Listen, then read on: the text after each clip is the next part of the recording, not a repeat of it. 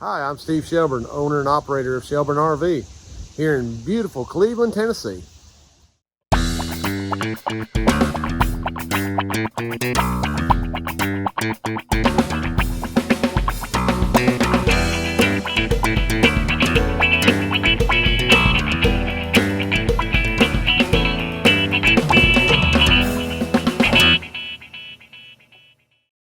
Well, welcome back to Shelburne RV. It's another beautiful Monday morning, and I just want to say thank you to everybody who watched the video last week. I had a ton of comments, probably the most comments I've had since we've been doing this, and so I want to say thank you to everybody who commented. I appreciate everybody watching, all the lovely comments they put on there. So we're back here on a Monday morning, and got a few things that I want to show you that we were working on Friday. And the bad part is we're going to be picking on Lipper components here just a little bit more today, because guys, this is just, I can't make this stuff up. You're just seeing it as I go. Friday, we ordered in a awning from Lippard, got it in here. Mobile service team was actually going out to a customer to install that. We've been waiting 7 to 10 business days like we normally do to get it in. Got it in, they went out to the job, opened the container up and had the wrong size awning in it. They checked what they ordered was correct, the part number on the tubing was correct, parts were in the tube were wrong. I get it, mistakes happen, stuff happens, that's not uncommon, but you know, here's the bad part, and this is what we talked about, guys. You know, I gotta spend money to send these guys out in a truck. They're burning fuel, they're burning time. They go out there, they get the old awning off, they pull the new one out of the box, and it's wrong. So now I've got to pull all that stuff back to the shop. I've wasted their time, I've upset the customer. You know, we've burned fuel that we didn't need to burn. Now we're gonna have to wait another 7, 10 business days to get the right part in there. We got to do a case. You know, open up a case with Lippard. They're gonna ship us a new one. Hey, that's great. What about my fuel? What about my time? You know, I've got all. You know, it just comes back to, you know, what we were talking about yesterday. You know, last week is, you know, you spend all this time and effort to try to do stuff, and then, you know, I get it. The industry is busy. It's starting to slow down a little bit, but guys, I don't just see this with Lippard. You know, I see this with a lot of other people in the industry who are, you know, they're not shipping out the right stuff, or they're shipping stuff that's incomplete, you know, and we've got time and money tied up in this, and, you know, I'm not gonna recoup that money. I'm not gonna get none of that money back, you know, and Lippard's not gonna help me with that. So it's very frustrating. It's very aggravating, you know, shouldn't have to open up every little thing that comes in and go through and have to, you know, verify that, but it's just coming to the point anymore where, you know, we're just having to do that. I mean, with the boys have got an A&E Dometic awning they've got to do this morning. The tube's crushed on it. You know, we looked at it. It looked fine. Got it out. It's got a little ding in it. Now, I think we can fix it. We're going to try to make it work because we've been waiting 6 months for that one too. So, you know, it's just kind of the struggles that we work on here in this industry right now. And it's so frustrating because, again, it's, you know, you're not making any money on some of this stuff. Here's another one that I'm going to show you. We've got this Vegas that's in here, little class A Vegas, and 7 to 10 business days with Lippard. Been waiting on a Schwinn Tech slide out system. Gave them the V number of the slide out system, and it came in and it's wrong. So let me turn this around because I want you to see my pain here, because now I've got this camper tying up a bay. Now I can move the slide back in, I can do all that, but I got the rack system out, the seals are all out of it. I'm probably going to have to put some crash wrap on it to keep it from leaking. You know, it's just, and the customer, I ain't even called to tell him about this one yet. So he's going to be upset, he's going to be frustrated. Again, like I tell my customers, I don't make the groceries. I wish I did, because I'd get it right. Let me show this around. I'm going to turn this around. Let's look at this. I want to show you what the deal is with this rack. All right, so you can see I've got, this is a new rack, that's the old rack, that's a new rack. You know, there's a sticker, guys. Whatever numbers we take off that is what we give LCI to order. Now, I don't know what those numbers are. They're supposed to be the experts on this, but this column right here is correct. The new one and the old one are correct. But if you notice here, guys, there's an inch difference in height compared to the old one, which means now if I'm gonna make this work, I'm gonna have to drill all new holes in this camper. And this particular gentleman that I deal with on this camper, he is very particular about his camper. He is one of these guys where everything needs to be right. Everything's got to be perfect. It's just got to, you know, he does care about his camper. And so if I've got to go in here on this top rail and redo those holes that you see in that pylon right there, he's not going to be particularly happy about that. So it's kind of a bad deal, guys, because, you know, I can go up here and I can seal those. You know, you can tell the paint's a little bit different color than the rest of the coach. I can go in there and I can seal them, but I can tell you this particular customer does not want it that way. He wants it the way it was. And this is why he wants the original parts the correct way. Now, he's got problems with this, and this is one of the reasons we went ahead and did this. And this customer, you know, the money's not the problem for him. You know, he don't want to spend the money, but he does want it to be right. He actually has an appointment with V-Room out in Arizona in June to have this whole thing rebuilt. But right now it ain't working. He wants to use his camper, so he had to bite the bullet and go ahead and try to put a Schwinn Tech rack in it. Now here we are. So he's going to be frustrated this morning. Him and I have had, you know, long conversations about the Schwinn Tech. He does travel for work, so going out to Arizona is not a particular problem for him. But again, he can't get it done till June. So, you know, he got to have his camper. But now here's where I'm at. So it is very frustrating, and, you know, the time that I've lost now doing this, I mean, he's not going to want to pay me for that. So, you know, this is the stuff you guys are seeing. This is the frustration in the industry that we work in right now. You know, it's no different than my mobile service team going out. You know, I get it. Accidents happen. Tube was packed wrong. But again, they're not going to reimburse me for time. They're going to reimburse me for gas. You know, in the world we live in, fuel's burning me up on mobile service. So, you know, this is the stuff that's frustrating. This is the stuff that I want to see. You guys need to see. This is the stuff we struggle with. People wonder why the dealerships are charging $149, $159, $189 an hour. You know, it's because of stuff like this. I mean, they've got time tied up in it, and if it's not the right part, then they've got to pull off. They've got to put stuff back together. They've got to move the camper out of the way. They've got to bring another one up to try to get going on it. You know, there's just it's so frustrating for us owners some days, because we're trying to make the stuff work for you guys. We're trying to get it at a lower cost for you guys. We're trying to keep the price competitive with everybody else.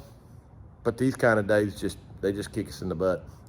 So very frustrating. I just wanted to kind of show you guys that. I'm sorry about my little rant with Lipper Components. Sorry, guys. It's just, you know, it's just where we're at right now. So I've got some other stuff going on today. It's going to be a little bit of a short week for me, because Jen and I are actually leaving to go on vacation here on Friday. So kind of show you some stuff we got going on. Again, appreciate everybody watching. Thanks for all the comments. So let's go get the boys started, and we'll check a few things out. All right, so we just had to talk with the customer about this Schwinn Tech. He wants to have it, so you can see we got a few holes right there. We're gonna go in there and probably put some rivets in it and seal it up that way, but we're gonna roll on with it. The customer just wants to get it done so he can get on to get the room system put in here in next June. So Brandon's get it all fixed up. He's gonna get it all done, and then we're gonna get him out of here. So we got this Fleetwood Excursion that came in, and it has got a mess of wiring. There's been lots of problems, nothing connected. Of course, guys, you've heard me talk. I'm not a big fan of 6-volt batteries. We've changed them over to the 12s. Obviously, that one's not come out yet, but it's coming out of there. But the customer's been in here doing a bunch of wiring, and we did have one bad battery, and so it's throwing the whole system off. Of course, the wiring wasn't exactly correct. So now we're just going through trying to troubleshoot all of the items that aren't working to see what we can figure out. So more to come on that.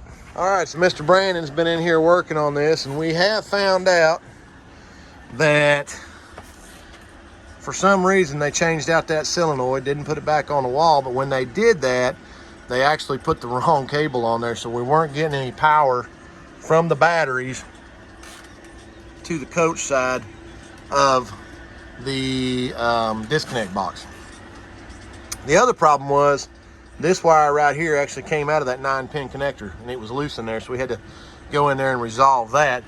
Customer also stated that he wanted us to do a check of his hydraulic jack leveling system. Now this one's got the power gear system in it, and so when Brandon went to diagging this, as you can see, that controller would have been bolted to the floor right there, but there's something missing. So that's gonna be a little hard to check. All right, guys, so had a customer of mine bring his camper in here today. Not really here for having any work done. He just brought it in to kind of showcase it, and you can see awesome truck he's got pulling here. Let's go around here. I'll take you around and kind of show you the key features of this. Pretty neat deal here. So let's go check this out. All right, so he's got his 6400 Chevrolet, and he's got a 24 valve Cummins in this with a 6-speed transmission. Look at the patina on this thing. Isn't that cool? Got that all set up. Got the BMW hitch. Now the trailer used to be an old reefer trailer, and he's cut this down into an RV. Got the 6-point leveling all the way across the back. Pneumatic refrigerator, so he's got all that put in there. Suburban hot water heater. So didn't run an air conditioner on the roof, so he did a split unit. So he's got a little split unit on the back, and I'll take you inside. Of course, you can see he's got kind of his little party deck set up on the back. Of course, these ramps come down, and he can roll him side by side up inside there, so that's pretty cool. Let's take you inside and kind of show you a few things he's got going on here. Obviously got his little cook stove set up back here where he can grill out with his friends. So let's go in here. Got a little ladder, goes up on the roof. So let's go inside here and we'll check this out. Of course, one thing I want to show you here. So cut this in the floor. So he's got all of his storage for his cables and of that nature, so that's pretty cool. So I'll kind of show you what's going on in here. Now I like the tin roof, that looks really cool. It's very simple. Got his split unit, of course that's the line set coming up for that. Got his pneumatic refrigerator. Got his bathroom door on a barn hinge, so that's pretty cool. Closes right there. Now, the only thing that my wife kind of complained about was obviously the shower's a little small. But hey, you're out four-wheeling with your friends. What else you need? Got his little closet right there. So really cool. Said it took him about 8 months or so to build this out. So you never know what you guys can do sometimes. It's pretty amazing. So very cool. Well, shout out to Mr. Aaron. He's got this awesome rig. You guys kind of saw what he did. And Aaron, how long did you say you've been working on this? About eight months. About 8 months. So yeah, guys, awesome. I love seeing the customization. It's just amazing the talent that some of you guys have. I appreciate Mr. Aaron coming back. And you said you're on Instagram, what? Worm0374.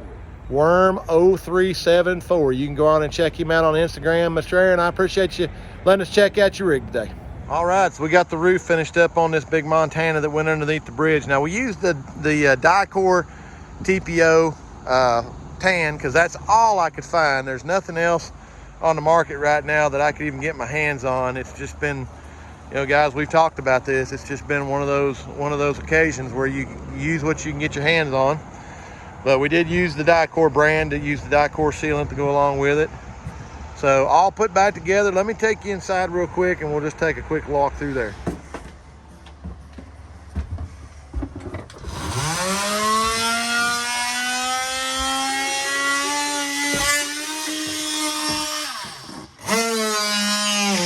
All right, so just a little update on the big Montana. You can see Mr. James is up there working on getting the air conditioner remounted. There's the old ceiling panels. You can see right there, Mr. Lewis has pretty well got this done. He's just working on the king jack antenna at the moment, but they've got the new ceiling panels up. Got all the trim put back up in there. Did a real nice job cutting that out, getting that in there. So now they've got all the trim installed, just working on the king jack antenna right there. And then got the air conditioner. We've got to install the lower assembly and the air conditioner on the roof. So pretty much in the home stretch on that, but you guys saw this one was the damage of the low hanging bridge. So there you go, almost finished up. All right, so you can see they've got the new ceiling panels all installed, got the new Coleman lower assembly, king jack antenna, got all the trim put in, got everything tied in real nice right there, got all the trim and the fascia back on. So this unit turned out real nice. Now the only other issue that we had was the hit on this roof was so severe that it actually knocked all that fascia off, so we had to go in and put all that done. But we've got that all finished up, and this one's ready to ship out to the customer. Next project today, working on a Pioneer bumper pull that has got a floor issue. Mr. Lewis is in here taking it all apart, but you can see how much damage has gone on right there. So he's got the fascia off, and he's the bottom, working on the top fascia to get that out of there. You guys have seen us do this multiple times, so we're going to go ahead and get that tore out. So Mr. Lewis has got the old floor out, as you can see right there. He's got the new board already milled out. Obviously was put the metal on there just to double check it and make sure it's good. So they're going to go ahead and start building that floor. As you can see, that carpet kind of came loose from years of doing this. So we're going to get this put back down where it needs to be and get that ready to go. And they're going to get this all put back together. So we're back here working on this big voltage, and remember last week we talked about these slide out rails having problems and breaking shoes, and you know we were having trouble with that. Well, we've got everything back together and it still is not pulling in right, and so we got to doing some more investigation on why is this stupid thing not working. Well, I want you to see this gap right here, and you can see I've got a floor jack underneath this thing, but I want you to see what's going on here. See how I've got that tight now? But if I let that weight off there, this floor is dropping. Now, I did go and get some 8-inch long screws, and you can see I've ran one up inside there, trying to get that to go up in there. But the more investigation we've done, the more we have found out. And you can see right here, here's where the factory actually put that screw. That's all they had in there, and that's foam. Now you can see down here, right here, let me show you. See how that's got that piece of, so that's the tubular frame that goes up the wall. And there's obviously one over here on this side. But there's nothing in here that's holding this floor up. The factory should have came across here with a piece of metal, square tubing, all the way across the bottom of that window right there. I'm gonna step back so you can see. They should have run a piece of metal across that, tying that framework and the framework over here together, and then should have ran some pieces down right there and right there. Should have had two pieces come down the wall right there to hold that floor up. Now I got no way to fix this, because obviously 1-inch floor right there. Got that piece of 1.5 inch, 2-inch square tubing in there, but there's nothing in there structurally to screw that to.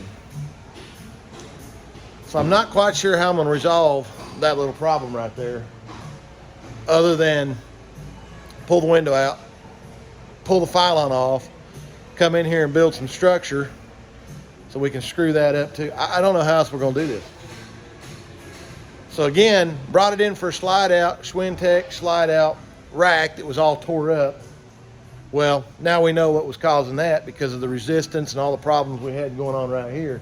We know what was tearing the rack out. So now we've got a whole nother problem that we're dealing with on this. So I'm not quite sure what the what the fix is going to be on that just yet. So I've got to call the customer and have a conversation with him. But I mean, the only way it's the only way I know that we can even go in there to resolve that. So more to come.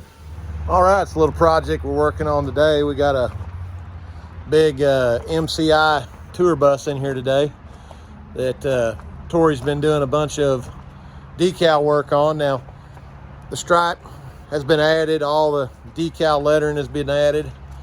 So Tori's getting that finished up. We got some logos on the back that we got to put on. So I kind of see what we're doing there, kind of show you some of the other stuff we do here at Shelburne RV. But shout out to Georgia Cumberland Academy. They're actually the ones who do all the video editing for our YouTube page here. So trying to help them out. They've been good to us about doing all of our videos. So I'll show you what Tori's kind of doing here in just a second. We get the back logos going so you guys can kind of see what's happening there.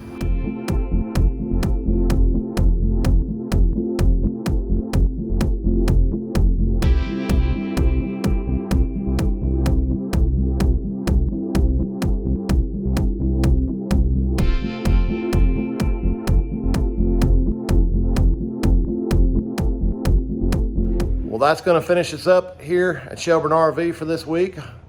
Thanks for watching. Appreciate all the comments. Shout out to our boys at Cornwell Tools. They kind of helped sponsor a little bit of this video this week. Hope everybody has a good, safe Labor Day weekend. We'll see you back here next week or so. And remember that this video is Cousin Gary approved.